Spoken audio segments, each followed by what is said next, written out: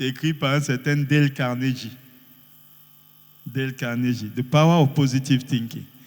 Et c'est à partir de ce moment que j'avais commencé à prier pour toutes les choses. Je suis dans un taxi, c'est difficile que je sorte sans avoir prié pour le taximan. Je suis en route, je prie partout. Et c'est ça la vie de prière du chrétien. Quand on dit mener une vie de prière, nous devons intercéder pour tout. J'ai vu des petits enfants là avec le badge. J'étais impressionné. Et je bénissais le Seigneur. Je dis, Seigneur, comme tu as appelé ceux-ci-là à ce tendre âge, ne les laisse plus. Saisis-toi définitivement d'eux. Qu'ils grandissent dans la sagesse et l'intelligence. Qu'ils soient la joie de leur maman, de leur papa, de leur famille, de cette nation, du monde entier. Qu'ils soient une bénédiction pour ton Église. Mais regardez tous ces petits-enfants qui sont là. Le Père aumônier général a l'habitude de nous dire que Dieu se souvient.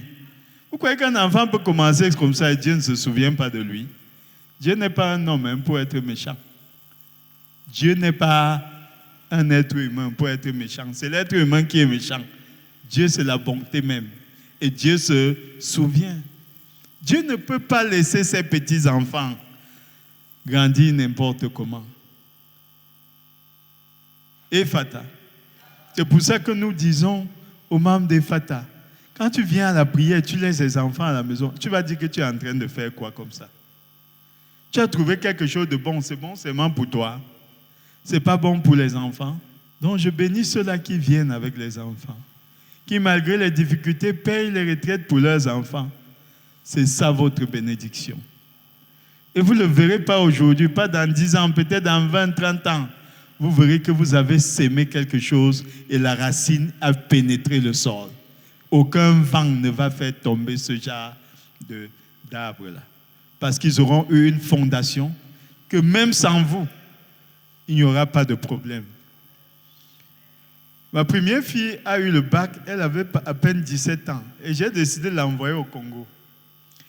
Et au moment où elle partait, j'ai eu l'opposition de beaucoup de gens, en commençant par sa mère. Ou bien qu'il faut que je dise ma femme. Tu envoies l'enfant comme ça là. Elle va à cet âge-là, elle part où? Ma famille, mes parents, même les amis. Est-ce qu'on fait ça? Tu veux sacrifier un enfant? Je leur ai dit que je lui ai donné le Christ. Depuis sa tendre enfance, je lui ai donné le Christ. Et je lui ai dit, quand on a fait la messe, j'ai invité le curé pour dire une messe. Avant son départ à la maison, elle était choriste, sa chorale est venue et tout. Et quand j'ai pris la parole, j'ai dit de toute façon, pour ce qui me concerne, je sais que j'ai fait ce que j'avais à faire. Je t'ai donné le Christ. Les gens s'inquiètent que tu es jeune. Moi, je trouve que tu as le Christ. Si tu vas avec le Christ, je n'ai pas d'inquiétude. Et je crois que l'année prochaine, elle va finir ses études. Elle a fait 6 ans déjà.